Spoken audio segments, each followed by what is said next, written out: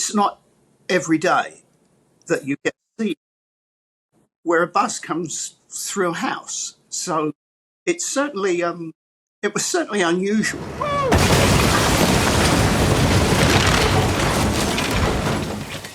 I think it was a first for everybody. Something like that brings the whole production in one spot for something so ridiculous but fun, and everyone's like, yeah! I brought my family. Yeah, exactly. Will brought his family. We had picnic tables. Picnic tables.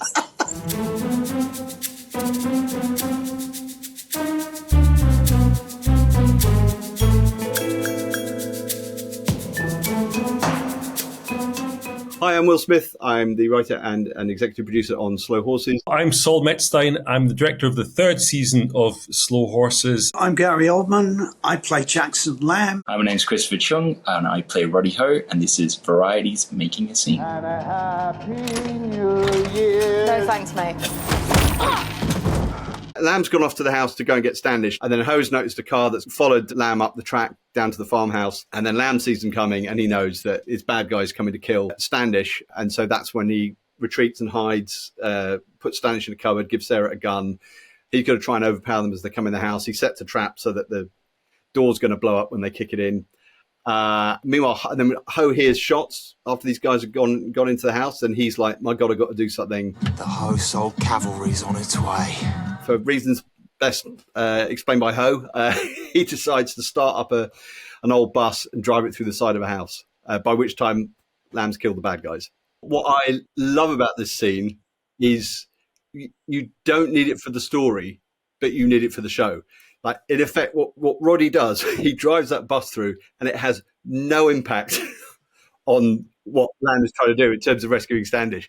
It's a moment in the book as well, which we all really wanted to keep, but it's a lot easier to write it in the book and write it in the script than it is to actually drive a bus through a house, which I'm sure Saul can talk us through. Will is slightly underselling it because the bus has an important feature early on in the script, which is that it's the thing that allows Ho to find out where Standish is getting kept. And I think one of the nice things is the bus smashing through, even though, as Will says, it doesn't do anything useful whatsoever, it actually gives an ending to that story about the bus.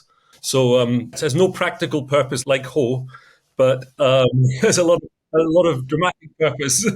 The scene prior to me getting in the hot rod with Lamb, before we walked to my sexy car, he's just clearly told Shirley and Marcus that they're fired. And for him, I think it's about owning that he's the best of the bunch. And this is why we don't let him in the field. He's so hyped up on Iron Maiden that he's like, yeah, like he can still hear the music in his head as he drives through. I love that in his head, that's who he's competing against. And is that still in there? They're like, you do say at one point, what would Alexander do? You're like, this is my moment. How am I gonna save them all? What would Alexander the Great do? We didn't use it, but we do have that bit of you driving, shouting, I am war. I am war! Oh, yeah, of course. I think a lot of the decisions we make, how we cut the thing, is to do with sort of who you're following, and you kind of generally follow Lamb or River, because in a way, it all revolves around Lamb and his terrible relationship with all these people, and River's the one is probably closest to the audience member. You're sort of watching aghast at Ho rather than ever feeling you're the same guy as Ho. So, sorry, Chris.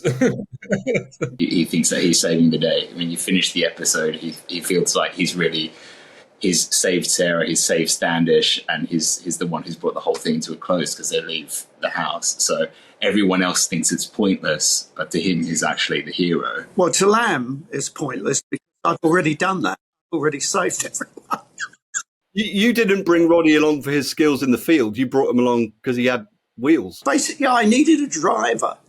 It's ways out. It's outside in London. So I could have a kip. I could have a sleep.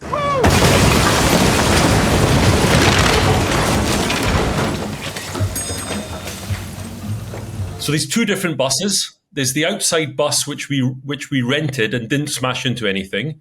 And then there's the bus that we smashed into the set. Firstly, the interior is a set, of course. The exterior is a location. But the wall that the bus hits actually is just a flat party wall of a house. The porch and everything was added on by us. And then in the inside, we designed the staircase so that there was a landing a few steps up. Because in a way, to me, the crucial bit of the whole joke is that Lamb and Ho are on the same eye line, looking at each other. So we literally designed the stairs so that he can look at the idiot and give him his killer line. Can you talk me through your thinking here? Take out the bad guys. The bus is actually on rails because we could have got a stuntman to drive a bus into a set. But again, the important bit was to see that actually Roddy Ho is driving the bus. I mean, that's the joke. And I think if we had to swap him out, it wouldn't have been as much fun. Chris, it wasn't scary at all, was it, driving towards a wall? Or? It wasn't scary at all, actually. He enjoyed every second of it. I could see it on his face. I've got it on my phone going through with Gary laughing next to me as it after it hits. It was amazing to watch. It was amazing. I set up a little POV, of my own iPhone inside the bus so I could see what was going on for me too. 4, 3, 2. He was taking Polaroids of him in the bus. I don't know why. I actually have this in my wallet. I should have pictures of my wife and kids. I don't know what that says about me or us, Chris, but... When we were in prep for series 3 and we had started discussing that, I am, firstly, because it's in the book and, I've read the book before we went into season 3 and think, oh, well, that's something that's probably going to get cut. It seems like, or it's going to be done by CGI. It's going to be too difficult. But they're never going to, do that. And then when I saw it in the script, I was like, okay.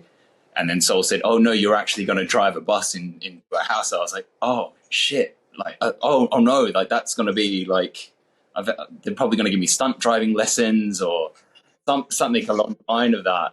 And it was getting closer and closer to the day. I was like, oh, I haven't really done any prep for this. And then it kind of came out that, no, it's basically like on track, so you're not going to have any control over where the bus is going. We planned as well to have some footage of the bus driving from outside.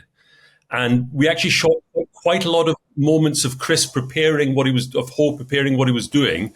But of course, once you get in the edit, you realize you want to set up early on what he's doing, and then you should have forgotten about it by the time it drives through. It's more fun, I think, to be with have the audience be with Lamb's point of view and hear the noise and see the lights and think, what the hell is going on? And then to have it just come through.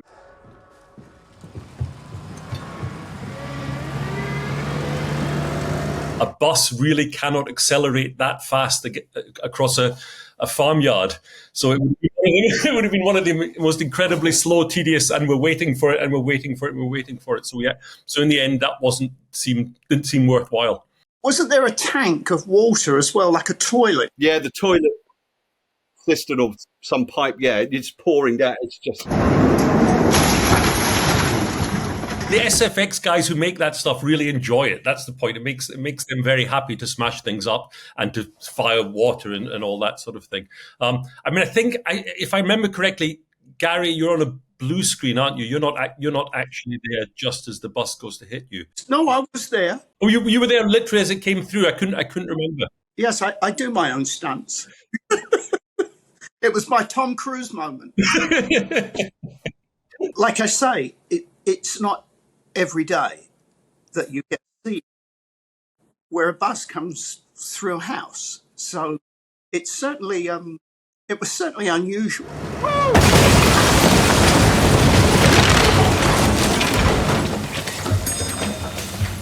And your straight man, in a way, is Ho behind the wheel of a bus. Can you talk me through your thinking here? Walk me through your thinking is a dream line. But it's the ripple of confusion on your face before you say it is what makes it for me. Yeah, and then he says, did I get anyone? Yeah. No, we already did that. Did I get anyone? No. We already did that.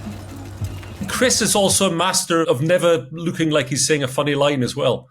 He looks absolutely, Lamb says the disparaging line and Ho just never rises to it. He never quite gets it, which is a lovely comedy duo effect that has. And also in the aftermath, there's absolutely no concession from Ho that he's made any kind of mistake. It's a good excuse for a makeover. He just basks in this, like, you know, living in his own world, taking photos after the fact. Like, this is something really cool that I've done. I just drove a bus into this house. He doesn't actually have any awareness that what he's done is a huge screw up. Yeah, just another day at the office with Ho. Deliberate destruction using a bus driven by an idiot. Will actually give space for Standish to also have a line. Hello, Roddy. Yeah, the hello Roddy, that wasn't in the script. One of the ways Will works is he gives a lot of space for the actors if they have a line or some other thing, of, you know. And so I think Saskia probably thought, well, what is my character doing then? And instead of forcing a bit in, you just find another way. So you make the big joke and then you make a secondary joke to get yourself out of the scene. And actually, I think it's quite sophisticated. It seems very casual, but Will is alert enough to know when it's worth adding something like that. I was watching it and just thinking, well, actually, this is the first time that she's seen Roddy since she was kidnapped, and Roddy is there to rescue her. So it just felt like there should be a moment of connection between them. And it just felt like underplaying it with a hello Roddy after you just driven a bus through the house would be fun. And, you know, and Saskia's just amazing. So she delivered that just with a little wave. I love it. Hello, Roddy. The great thing about the show, I think, also is that you've got a scene where Lamb is rescuing Standish. And in a regular show, you would have the guy come in as he does and all the rest of it. And he's got the gun and the thing and he's, you know, whatever the kind of, yeah, we got a SWAT team coming in the thing. We got to get you out quick. And what the great thing about this show is that Lamb comes in. The first thing he's interested in is the sandwiches. Is that ham? The sandwiches in themselves is quite a complicated story. Firstly, I'm presented with a whole bunch of different kinds of sandwiches, because it's a very specific sandwich a slightly inept country girl would serve somebody, and it involves far, far too much bread and slightly depressing ham. And so that's a whole decision. It's a whole meeting about that. Then later, there's a whole thing about Saskia's understanding of it, which is that her character wouldn't eat whatever she was presented with by kidnappers, because she is trained as a spy. She's intelligent. So then it becomes a whole thing. The sandwich is not going to be eaten, so it'll be left there. And also in the way the girl offers the sandwich to Standish, makes Standish immediately know the girl's an amateur. And so again, it's like the bus story, which is that Lamb eating the sandwich and then going, how long has this been out for? Is actually a culmination of a whole separate story about a sandwich, which to some people is the main story, but it's all thought through. And because I eat a lot in the show, noodles, Jaffa cakes, and I'm always sort of stuffing my face with crisps or chocolate or whatever it is, that conversation that Saul was just talking about finds its way to me, because then the prop man, Harry will come and say, stand by props, Harry will come and say to me, all right, sandwiches, farmhouse, they're like doorstops. Yeah? And I go, what, the thick brick? Yeah, doorstop. And then, you know, ham and cheese. Yeah, ham and cheese. And so that whole sandwich saga goes through all these different departments. The story of the sandwich, Catherine's relationship to the sandwich, what the sandwich is going to be like, because I'm the one who's actually going to put it in my mouth. And it all comes down to, and it's a moment. It was a very important moment that was when he says, how long has this been out for? Because it's an end for that scene, because the scene in itself doesn't have a natural ending until Gary's delivery of how long has this been out for. And of course it's because it's also so Lamb, because the thing he cares about is what he's eating. You know, that's and it's just because, and these things all, when it works well, it all ties together really nicely. And it's very satisfying in the edit when you realize that conversation you had 6 months earlier about a sandwich has ended up in Gary Oldman saying a classic line. MI5 killed their sister over. Well, that'll not go down easy, so maybe it was an accident. How long has that been sitting out? Can we just praise our designer and our set dresser and their entire teams? They built a house in the studio. And the detail and the storytelling and all of the props and all of the dressing is just astounding. It's a level of insanity. I mean, you open cupboards in the set, and you find the kind of things people would have in these cupboards of bits of set we're never going to see. I mean, I think it turned out better than I could have even imagined it. One of my favorite. I mean, the only moment that like I think probably no one will get the POV of is when I actually drove the bus through the house and getting to see Gary and Saskia's face, because I think the turnaround was on me there. So that moment for me will live in my mind forever. That absolute utter shock from both of them. It's one of the things that was talked about the whole way through the shoot, right? You know, driving the bus into the house. And it's when everyone kind of heard that was the day that we were going to do it, every department was on set that day, all around, just to watch something drive into a structure. I brought my family. Yeah, exactly. Will brought his family. We had picnic tables. Picnic tables.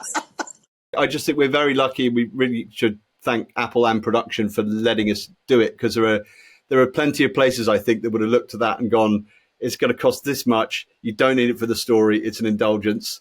Cut it. And they completely get that is the show and let us do it and support and love it. So it's great. It wasn't a fight to do, which is amazing. We just got to ask whether we really wanted to do it, and every time we kept saying yes. Yeah, we did. We were asked, "Are you sure you want to do it?" And we're like, yeah.